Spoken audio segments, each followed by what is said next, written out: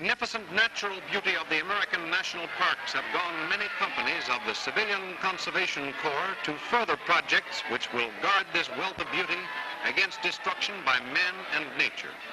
It is not made work. Since it came into existence in 1916, the National Park Service has set up long-range plans for the preservation and enjoyment of the parks. And the coming of the Conservation Corps immediately presented the service with a strong, young force to put these plans into action. Atop the purple high country of North Carolina and Tennessee lies the Great Smoky Mountains National Park. 300,000 acres of southern highlands wilderness, which an act of Congress gave national park status in 1933. National parks are not built. God did that in the beginning. So work in them is directed at the preservation of their splendid features and the making of these features more comfortably accessible without disturbing natural conditions. Great Smoky, containing some of the highest peaks east of the Rockies and nearly 200 varieties of native flora, represents a typical American region which must not be destroyed. Fire, man's best servant and worst master, can sear a timbered area for generations to come. So despite the heavy rains in the southern mountains, every precaution is necessary. Fire towers, location finders, communication lines, and firefighting apparatus. Standard equipment in all national parks will be provided here. Emergency conservation work funds are speeding the task of making the Great Smokies recreationally useful to the public. It is important that the few essential roads do not mar the park. Here's one through famous Newfound Gap, one of the unique spots 5,045 feet above the sea.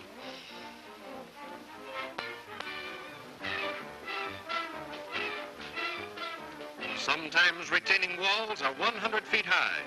Heavy stone parapets give travelers a sense of security in high places.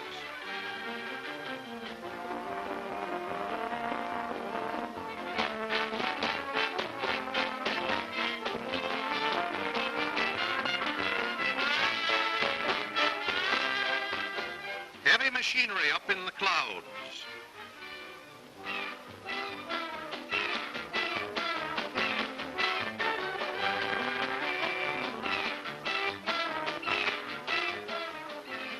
Sure-footed mules lead the way.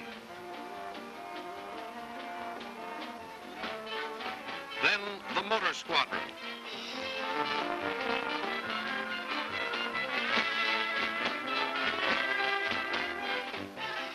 The winds and sleet of the winter storm make the backs of many trees.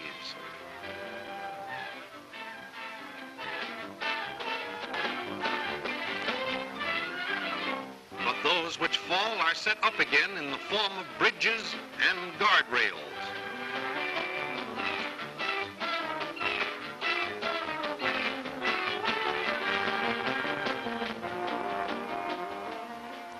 Stone and rustic construction are trademarks of the Conservation Corps.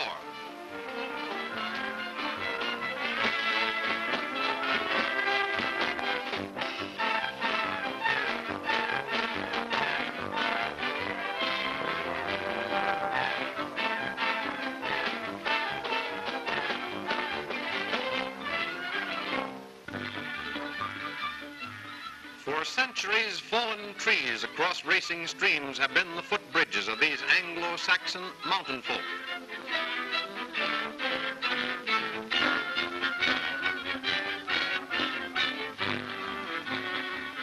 Development plans in Great Smoky blend with this early custom.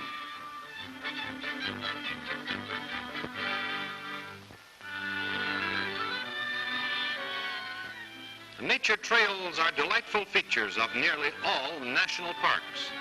In their construction, care is taken not to harm the natural surroundings.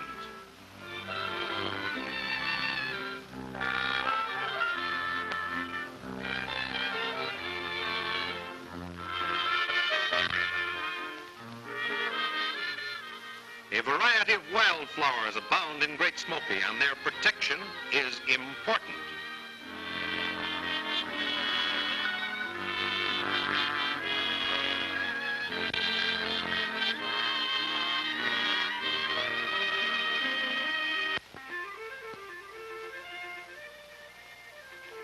In national parks, hunting is outlawed, but controlled fishing is permitted, and in the streams of the southern mountains, trout are plentiful. Natural spawning beds are provided.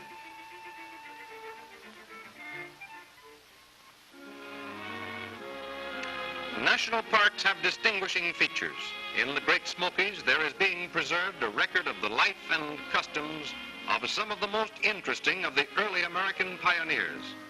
Colonists looking for a new and quiet land pushed south and west from the Atlantic and settled in these mountains. Travel was difficult in those days, and change is still slow.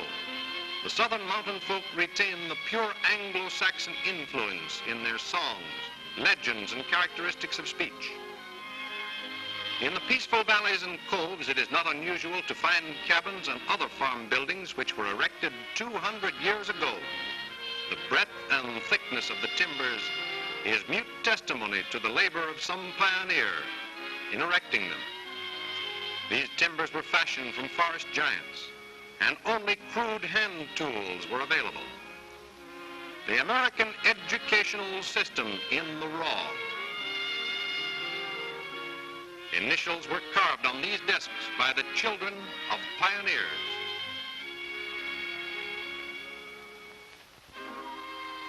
One of the proposed park museums, an exhibit of dramatic interest, will be this old rifle, known throughout the area as the Charlie gun.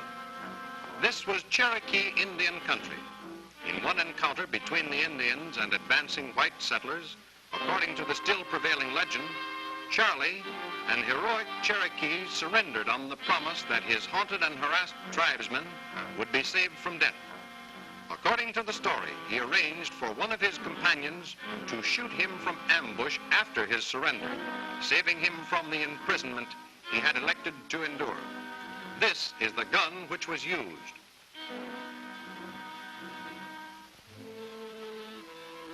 The Act of Congress establishing Great Smoky Mountains National Park prohibited any direct appropriations for development until such time as certain commitments had been fulfilled by the original owners of the land. But when the Emergency Conservation Work Program was undertaken, it was found possible to assign civilian Conservation Corps units to much of the preliminary and important work which needed to be done. At times, there have been as many as 15 Conservation Corps camps in the park, with a working force of approximately 3,000 men.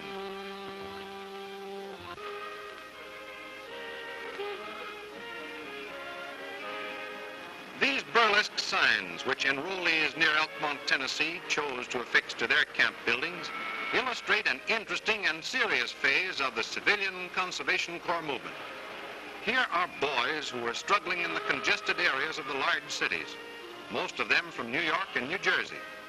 They knew their 42nd Street and Fifth Avenue, their Riverside Drive, and their metropolitan hotels. But these national institutions had not added much enjoyment to their lives. They didn't know the great outdoors, where perhaps the greater opportunities for their future may lie. The Corps transported them physically and transformed them mentally. They're happy, healed, and saved for better days. They're paying their way with manual service and making an important contribution to the health and happiness of millions now living and still more millions of the future. In their leisure time, a well-organized educational program, which is a part of the Conservation Corps movement, is using their magnificent surroundings as a university campus with inspirational values which scarcely can be surpassed. Practical knowledge more applicable to present-day needs than any they have acquired before is being given them. And they look to the future with high hopes and high chins.